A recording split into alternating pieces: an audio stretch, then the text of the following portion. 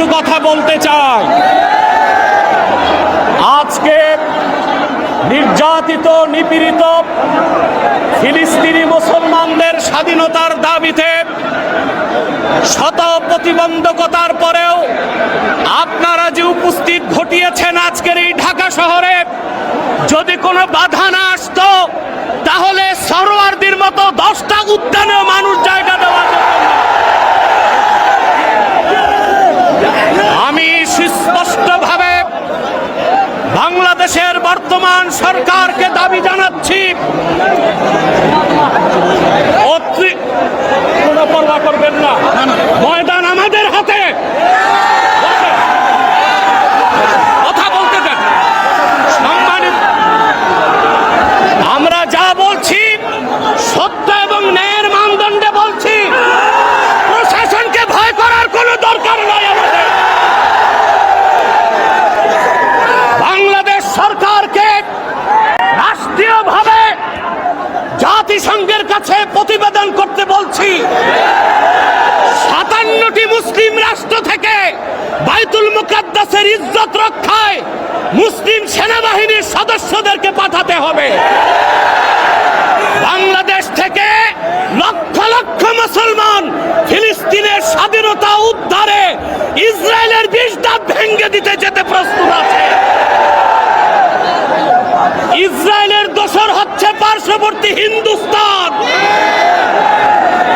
ইসরায়েলের চিরবন্ধু হিন্দুস্তানের সাথে বাংলাদেশের কোনো ব্যবসায়িক চুক্তি হতে পারবে না, কোনো রাজনৈতিক চুক্তি হবে না।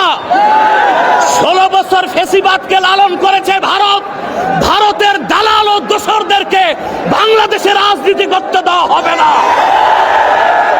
আমি তাহরিকে খাতমে নবুয়ত বাংলাদেশের পক্ষ থেকে আপনাদের কাছে একটি আবেদন করছি। আমাদের স্লোগান হচ্ছে মাসলাক যার যার দিন ইসলাম সবার। আজকে তার প্রমাণ তাহরিকে খাতমে নবুয়তের আমির দেখাতে পেরেছে। সম্মানিত সুধী, আমি একটি আহ্বান করছি, কুখ্যাত কাফের কাদিয়ানীদেরকে রাষ্ট্রীয়ভাবে অমুসলিম ঘোষণার দাবিতে সকল মাসলাকের মুসলমানের নেতৃত্বে তাহরিক সরওয়ার দিতে বাংলাদেশের ইতিহাসে বৃহত্তম মহাসমাবেশ করতে চায়। কারা কারা প্রস্তুত আছেন হাত তুলে দেখান। আখির দাওয়ানা আনিল হামদুলিল্লাহি রাব্বিল আলামিন।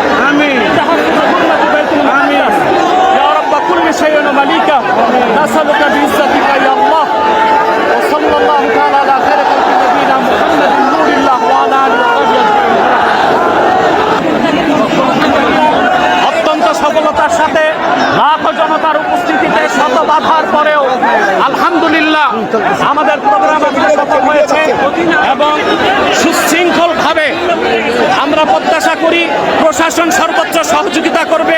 সুশৃঙ্খলার সাথে জনগণ ফিরে যাবে নিজ নিজ অবস্থানে।